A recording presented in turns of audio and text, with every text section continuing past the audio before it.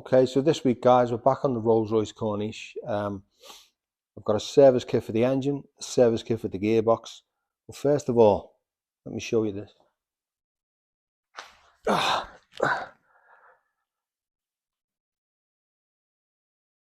Oil leak. Oil leak. I'm sure this is a familiar sight with you guys who've got Rolls-Royce Shadows. But I think what most of us do, we just neglect them and we think, oh, we'll stick a pan underneath. And it's just dirtying your floor up with pools of oil all the time. So why don't we just sort them out once and for all? So you've got a nice dry sump, nice dry garage floor, and then we'll do the service kits. Okay guys, so let's see where the root of this leak is. I think there's probably 2 or 3 leaks going on at the same time. I personally think it's the rocker cover gasket, which is underneath all this gubbins is here. If you were doing this one, maybe half-hour job. This one, take you about 7 or 8 hours. You've got to basically get rid of everything that's on top, take the carburetors off, all these pipes, all the pipes that go to the brake pumps. I mean, it's a bit of a messy job. It's just one of them time-consuming jobs, really. And this is probably why it's leaking, because people end up doing this side and they think, oh, I'll do that side another time, and let's just get it done and out the way. And when all this is off, I'll show you a little trick as well. With there's a little breather pipe that goes in by the oil filler, and that always becomes clogged up. And if it's not cleared out, the pressure builds up in the engine and it will literally leak through every seal and every orifice. So let's get stuck in. So first, it's off with the carburetors. I undo the fuel lines. Off with the air intake.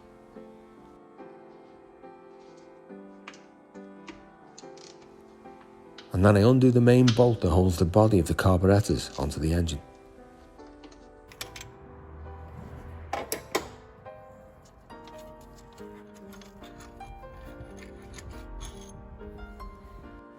I then release the breather pipe.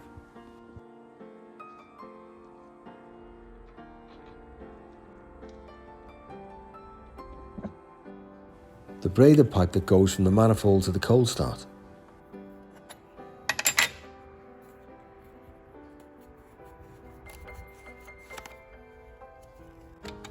I then undo any air pipes or fuel return pipes.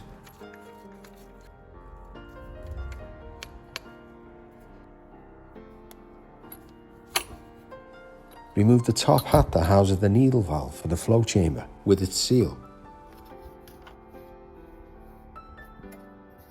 And also the clip that holds onto the accelerator.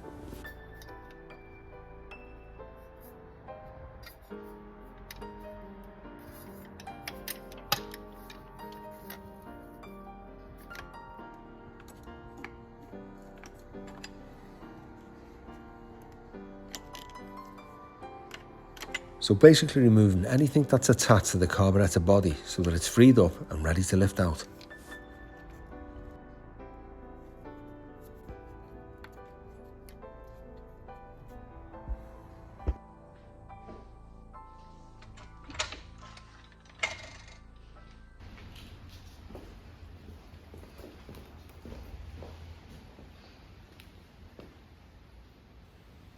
So back to this breather pipe that I mentioned before. It's basically this little unit here, located just to the side of the oil filler neck. The pipe travels all the way up, right up to here, to this unit that sucks air up through the air duct and is held on by a single bolt. And in its aluminium casing, it holds a simple wire mesh. This is super important to be kept clean for the engine to operate correctly. Methods of cleaning vary from soaking in thinners or petrol for a couple of days to sonic cleaning or blasting. But I find the simplest way is just to put a blow lamp on the mesh, turn the silt into ash, and then just tap it out like a smoker's pipe. It takes minutes. That should be good for another few thousand miles. So back to the job in hand, trying to get this rocker cover out. With all this stuff now moved out the way, we still haven't got complete access to it. But we're getting there. These water pipes need to be moved out the way. and possibly the brake pipes as well that go to the brake pumps.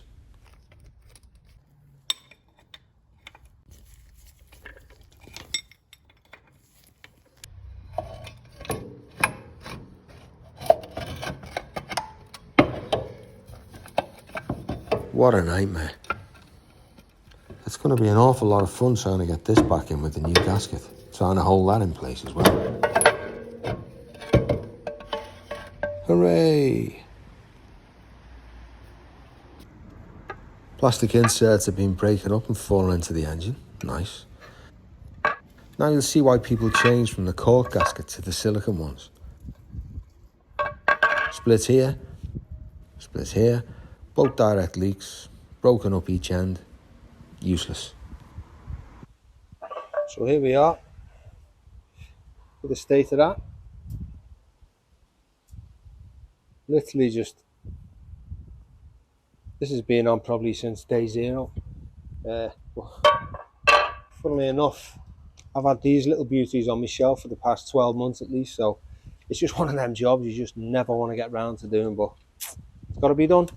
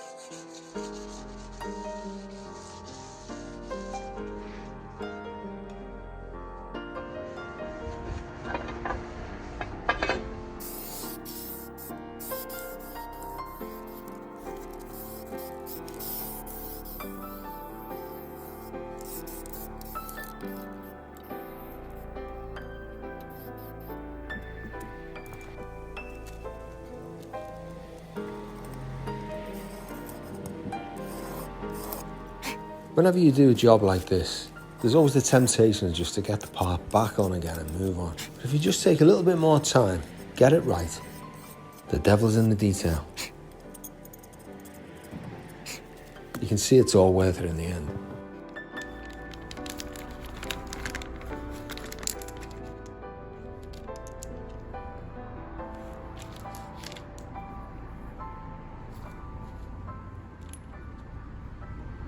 Because I'm using a thicker silicone gasket, I use this kit with different inserts as recommended by Intracar. I tried these alloy caps, but I felt that the bolts didn't quite reach with them fitted, so I decided to leave them out. Silicone doesn't really respond to glue, but I found it useful just to get a tiny smear of contact glue just inside the rocker cover to hold it in place just long enough so that I could slide the rocker cover into place without it falling out. But be careful, as any contamination or glue falling into the head could potentially block an oil journal. Make sure the maintenance services are completely spotless. The chrome sleeves are fitted over the threads, and then the arduous task begins. Remember, if the cover is tightened with the seal dislodged in any place, the oil will piss everywhere, and you'll have to strip everything off and start the whole process again. So just take your time, do your checks, and make sure. I've been busy ordering bits from Intracar. I want to have all the stuff ready before I embark on the work, so let's see what we've got. Some gasket. These are a tricky one because when you get a service at Rolls-Royce, they spend literally an hour tightening up all the bolts on the sump, the gearbox sump, and it's just a thing that happens with Rolls-Royces, you know, expand and shrink and expand and whatever. So over the 6,000 miles or however long it is before you service your car, the bolts really do tend to work loose. So you've always got to be checked up on. But I just think there's some gasket that's in, it's probably 50 years old, so I think it's time to replace it. I'm sure that'll sort a lot of problems out. Let's see what else we've got. Like Christmas, this. Now this is an interesting one. This is a nice piece of kit. Now this is to supersede the oil filter that I've got. You see, on the original oil filter housing, you've got like a series of seals right the way through it. And even if you put them in the correct order, they always tend to leak, drip onto the exhaust cooks the oil, you've got smoke coming out of the car when you pull up with the lights. It's a little bit embarrassing. So I think considering these cars are serviced so regularly, every 6,000 miles, it just makes my life a lot easier. You know, save all that business, getting all the seals right and that and the dripping oil. Just have to screw on filter. Easy life. I know it's not original, it's not for some people, but for me, what I'm going to do. The filter, see what this is. There goes the gearbox filter kit. This is an interesting one. On the side of your oil pan on the engine, you've got like a little sender unit, so you don't actually have to go inside the car and check on the dipstick your oil. You can do it on your dash, but the housing with the little sender unit on, these are famous for leaking, so I'm going to replace that as well.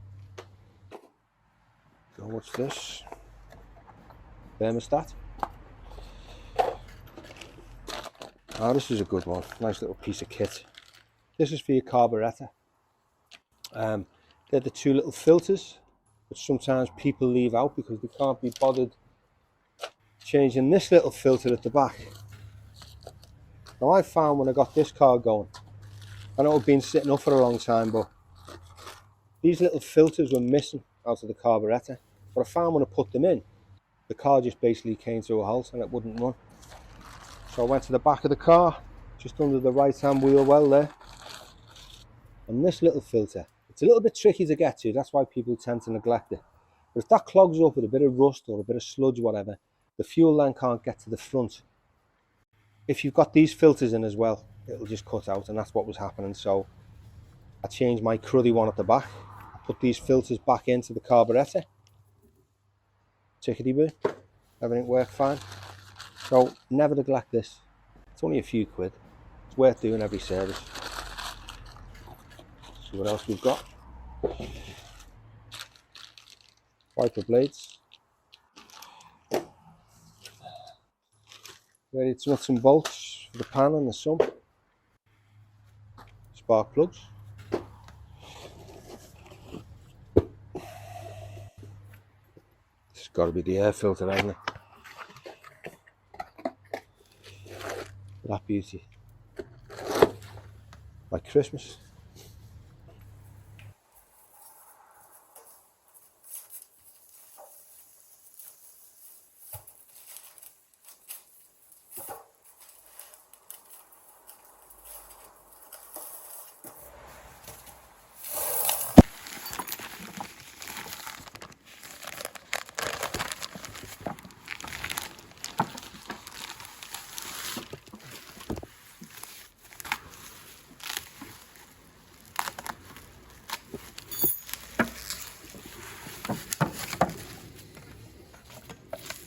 So here you can see you've got a rather comprehensive service kit. You've got your 5 litres of ATF there for your gearbox service kit. You've got your 2050, the Castle of course, which I think is the best. You've got your carburetor kit here, you've got your 8 spark plugs, you've got your thermostat, you've got your seal for your oil sender, you've got all your nuts and bolts and whatever else for the sumps. You've got your points and condenser. You've got that lovely kit that changes it over, so you've got a screw-in oil filter, which I'm going to fit. Your air filter, of course, and that, you know, we shouldn't forget about this fuel filter we've got to fit to the back, because that's always neglected. Your wipers, your sump gasket. I don't think I've left anything out, but as you can see, guys, it's a really comprehensive kit, all from Intercar, all available, and all the best quality stuff. So let's get stuck in.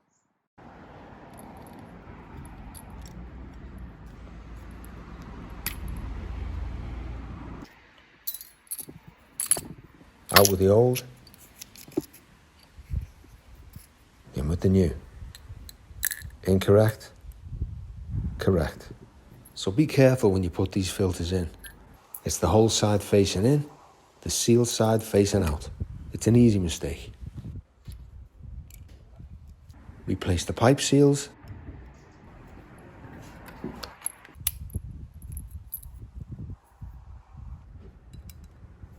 And if it's good, reuse the main seal for the top hat, and back in it goes. Now before you put the carburetors back in, I always think it's a good idea to fit the left bank of spark plugs first. They're difficult to access and you have to improvise and be a little bit of a contortionist, but again, if you take your time, you'll get there in the end. It's just time consuming. And I always think at this point it's a good time to check the condition of your spark plugs and therefore show the condition of your engine. A nice light coffee coloured plug shows that the mixture is correct and the engine's in good condition. Whereas wet oily plugs could indicate anything from a rich fuel mixture to something more serious such as low compression or a broken piston ring. Personally, I find these engines run best on the Champion N16s, but as these only seem to be available in the US, I'm going with NGK BPR 5ESs, which I think are pre-gapped at 0.035, but I always double check anyway. Rolls-Royce specify a gap of around 30, but this varies depending on where you are in the world. This car spent a while in the US, so I'm setting mine at 35. I then move over to the right-hand bank and fit the final four.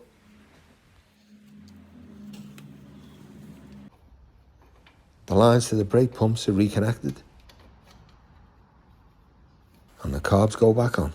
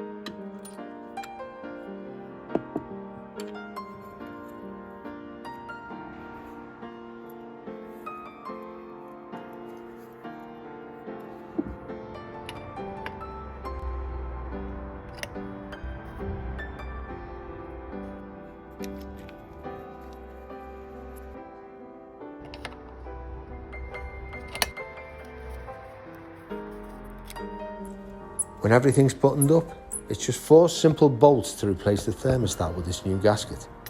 You might lose a bit of coolant here, so be sure to put something underneath. And then finally onto the air filter, which is also straightforward. The housing simply screws off by hand, as does the retaining clip, and the whole thing just pulls out. Once again, out with the old, and in with the new.